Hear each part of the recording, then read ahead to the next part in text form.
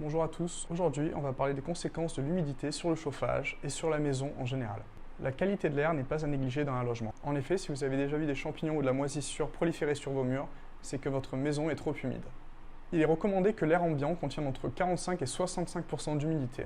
Au-delà de 65%, cela peut être néfaste pour votre santé et également peut vous coûter très cher. Mais alors quels sont les facteurs d'humidité? Il est très facile de générer de l'humidité dans une maison.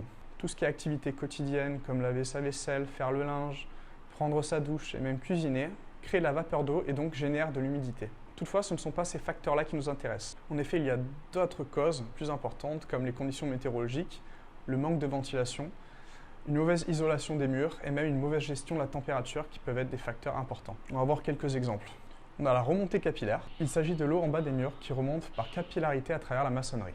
On a l'infiltration par la façade. Les fissures dans les murs d'un immeuble peuvent être facteurs et amener l'eau à s'infiltrer dans les murs de la maison. En effet, l'humidité, une fois dans le mur, ne peut s'échapper vers l'extérieur, elle va donc s'échapper à l'intérieur de la maison, causant des taches d'humidité sur les murs. Les fuites de la toiture. En effet, les fuites de la toiture peuvent être une cause d'humidité dans la maison. Il est souvent question de réparer la zinguerie ou bien de réparer les tuiles cassées. Parois froides et condensation. L'air chaud contenant plus de vapeur d'eau que l'air froid, lorsque l'air va s'approcher des murs extérieurs de la maison, cela va refroidir les murs et la condensation va apparaître. Cette condensation est à l'origine du développement de champignons et de moisissures, mais il va être également plus difficile de chauffer la maison car il faut de l'énergie pour sécher cette eau. En effet, il est difficile de chauffer une maison ancienne, surtout si l'humidité y est présente. Mais alors pourquoi? Lorsque les murs extérieurs de la maison sont froids, à température de l'air intérieur égale, on a une sensation de froid et on a vite envie de monter la température. Alors que dans une maison neuve et performante, on ne va pas forcément ressentir ce besoin-là. Alors quelles sont les conséquences d'un taux d'humidité trop important?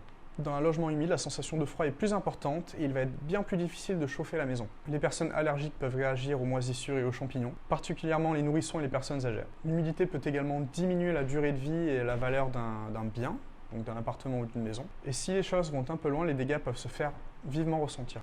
L'humidité va également avoir des impacts sur la consommation d'énergie et on risque d'avoir une note de chauffage très importante si l'humidité est forte dans la maison.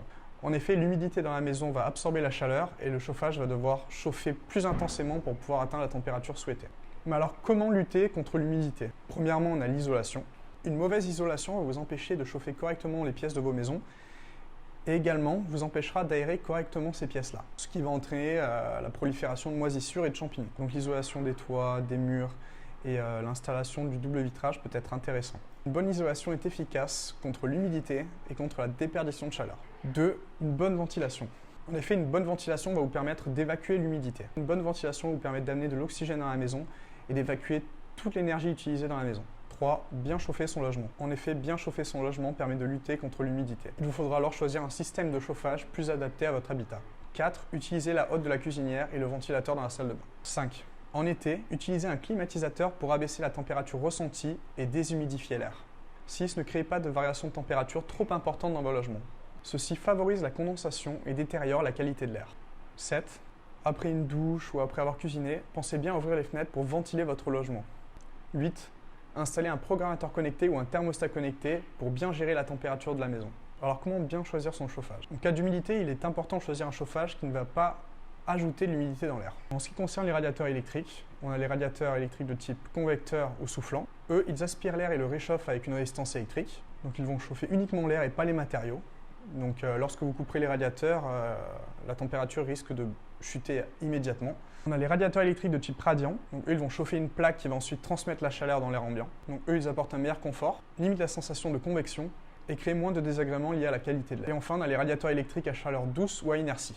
Donc là, la chaleur est stockée dans un corps de chauffe qui va ensuite être distribué dans l'air ambiant. C'est sûrement la meilleure solution si le radiateur est correctement dimensionné. C'est terminé pour aujourd'hui. N'hésitez pas à vous abonner à notre chaîne YouTube pour voir nos prochaines vidéos. À bientôt!